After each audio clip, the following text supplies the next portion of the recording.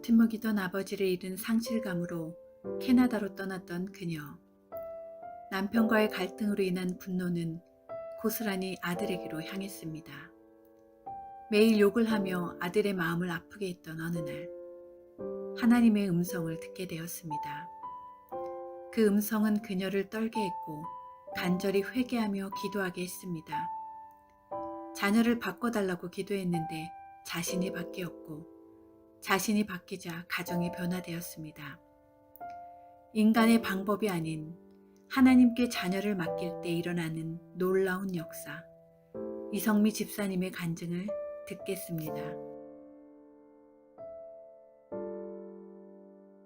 저는 제 안에 분노가 있었어요. 저희는 기러기였는데 저희 남편이 한국에서 전화를 해서 제 성질을 돋구는 거예요. 제가 어디로 갔겠어요? 저희 아들한테 갔겠죠. 아들이 욕먹을 준비를 하고 있더라고요. 컴퓨터 게임을 하면서.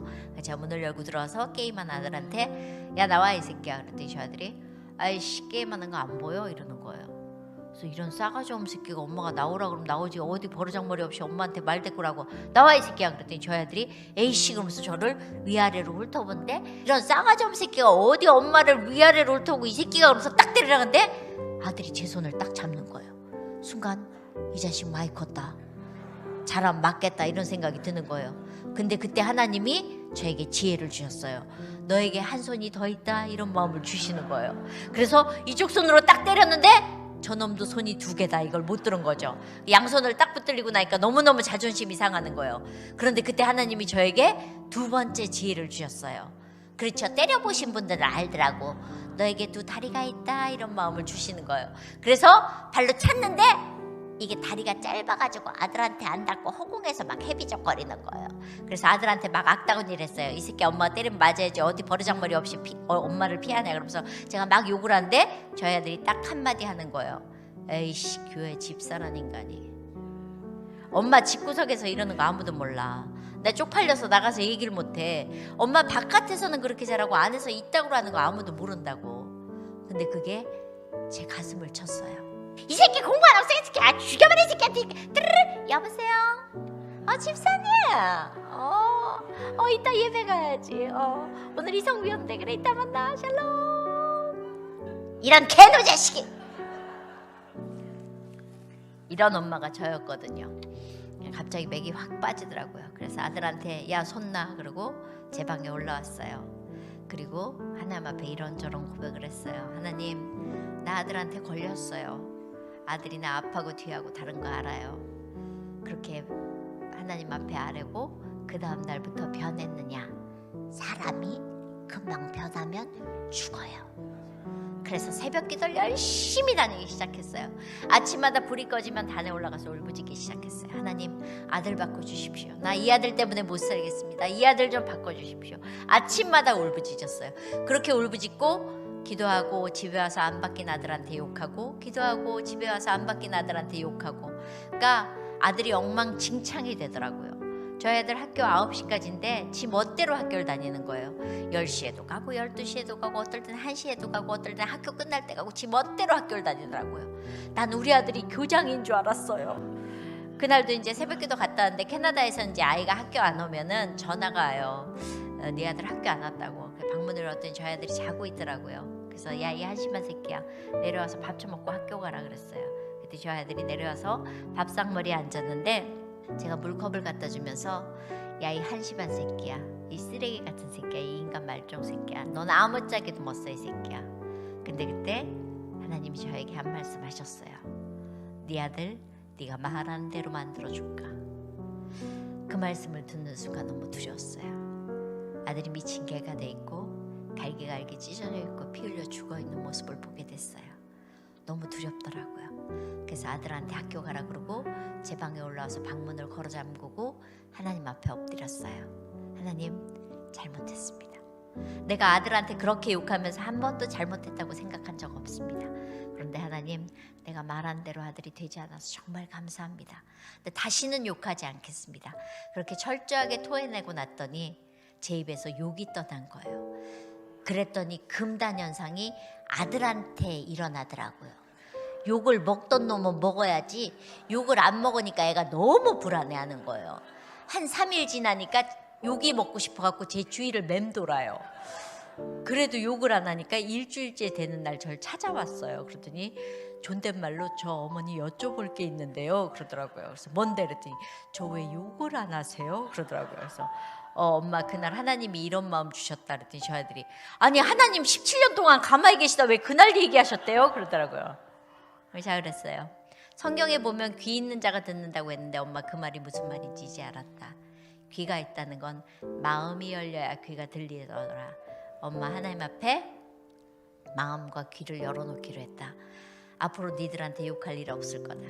그때 저희 아들이 2층으로 올라가면서 저희 딸들한테 좋겠다 니들은 욕 안 하는 엄마랑 살아서 그러더라고요. 그러더니 저희 집이 변하기 시작했어요. 저희 딸한테 오빠 밥 먹으라 그래라 그랬더니 저희 딸이 2층으로 올라갔다 뛰어내려면서 오빠 큰일 났어 그러더라고요. 왜 그랬더니 오빠가 공부해.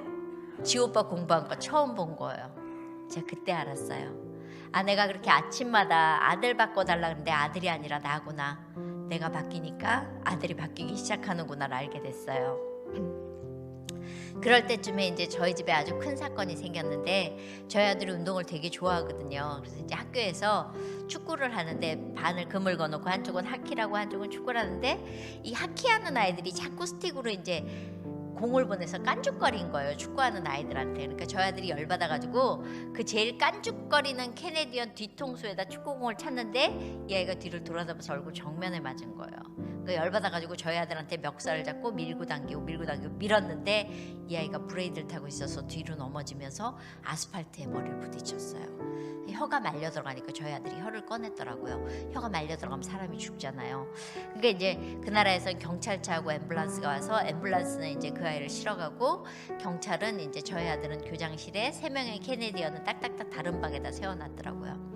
제가 어디서 일을 보고 있는데 저 아는 엄마가 전화가 왔어요. 그래서 왜? 그랬더니 전화 안 왔어? 학교에서? 그러더라고요. 그래서 안 왔는데 왜? 그랬더니 일이 생긴 것 같은데? 그러더라고요. 그래서 무슨 일이 있더니 뭐 해결됐나 보다. 그리고 이제 전화를 끊었는데 마음이 좀 찜찜한 거예요. 무슨 일이지? 그러고 있는데 저희 아들한테 문자가 왔어요. 엄마 저한테 일이 생겼는데 제가 해결하겠습니다. 근데 제가 그 문자를 보는 순간 학교로 가야 되겠다라는 마음이 드는 거예요. 그래서 차에 타서 시동을 걸고 하나님 앞에 엎드렸어요. 하나님 말씀하십시오. 말씀하시면 듣겠습니다. 네, 하나님 저에게 율법만 가르친 바리새인이라는 거예요. 저 철저하게 율법만 가르쳤거든요. 똑바로 앉아, 인사 잘해야 돼, 예의 발라야 돼, 그러면 안 돼, 저러면 안 돼. 아이를 난도질했었거든요. 제가 하나님의 아들로 키우겠다고 했지만 저는 이성미의 아이로 키우고 있더라고요. 그래서 40분 동안 운전하고 가면서 다시 하나님 앞에 기도했어요. 하나님 잘못했습니다. 아들한테 무슨 일이 생겼는지 모르지만 제 잘못입니다. 그렇게 기도하고 학교 앞에 도착을 했더니 캐네디언 선생님이 나오셔서 네 아들은 퇴학당할 거고 너희는 이 나라에서 추방당하고 너희는 다시 못 나온다 그러더라고요. 네 알았다. 모든 걸 책임지겠다 그러고 이렇게 보는데 저희 아들이 교장실에서 나와서 하늘을 보면서 한숨을 푹 내쉬고 있는데 얼굴이 하얗게 질려 있는 거예요. 제가 처음으로 알았어요. 내가 저 아이를 저렇게 망가뜨렸구나. 그러고 있는데 교장 선생님 저보고 들어오래요. 저희 아들 교장 선생님, 경찰, 그 가디언 이렇게 5명이 앉았는데 경찰이 저보고 넌 너무 럭키하다는 거예요. 이 3명의 아이가 모두 때린 게 아니라 밀었는데 브레이드를 타고 있어서 뒤로 넘어졌다고. 그래서 나라에서는 처벌하지 않겠다고. 그래서 이제 학교에서 14일 정학을 맞아서 집에 오게 됐어요. 그날은 뭐 너무 기진맥진해서 아무것도 못하겠고 그 다음날 이제 새벽 기도를 갔다 와서 하나님 내가 아들한테 사랑 표현을 하고 싶은데 뭘 할까요? 근데 밥을 맛있게 차려주고 싶은 거예요. 밥상을 맛있게 차려놓고 아들 보고 내려오라 그랬어요. 아들이 밥상을 보더니 밥을 못 먹어요. 너무 잘 차려놓은 거야. 그러니까 이게 이 집에서 얻어먹는 마지막 밥이구나 이렇게 생각을 했대요. 제가 워낙 성격이 불같아가지고 막 소리 지르고 나가라 그러고 집어 던지고 내쫓고 문 잠그고 이런 엄마였거든요. 그러니까 14일 동안 나가 있을 집도 알아봤더라고요. 제가 아들 보고 밥 먹고 제 방으로 올라오라 그랬어요. 아들이 밥을 먹고 제 방에 올라와서 아들 보고 앉으라 그러고 제가 아들 맞은편에 무릎을 꿇었어요. 그리고 용서를 빌었어요. 엄마 미안하다. 엄마 정말 잘못했다. 이번에 생긴 일은 엄마 때문이다. 근데 저희 아들이 대성통곡을 하는 거예요. 엄마, 내가 이성미 아들로 살면서 얼마나 힘들었는 줄 알아? 엄마 나한테 칭찬 한번 해줘봤어? 엄마 나한테 격려 한번 해줘봤어? 내가 잘하는 건 다 당연한 거고 엄마 일일이 지적했잖아. 근데 할 말이 없더라고요. 그래서 아들 안고 둘이 한참 울었어요. 그리고 아들은 아들 방에 가고 저는 제 방에서 하나님, 사랑하면서 살기에도 부족한 시간에 내가 아들을 너무 망가뜨렸습니다. 앞으로 정말 사랑하면서 살겠습니다. 그리고 그 다음날 새벽기도 갔는데 뭐 시커먼 게 나와요. 보니까 저희 아들이에요. 너 어디 가려고 그랬더니 새벽기도 따라가려고 그러더라고요. 왜 그랬더니 하나님 살아계셔 그러는 거예요. 뭔 소리야 그랬더니 엄마같이 지랄 맞은 여자 변한 거 보니까 하나님 살아 역사하시는 분이라는 거예요. 그러면서 새벽기도를 따라다니는데 너무 좋더라고요. 이거였는데 내가 욕심 부렸구나. 내가 이거였는데 내가 무리수를 뒀구나라는 생각이 들었어요. 그러면서 아들은 점점 변하기 시작했어요.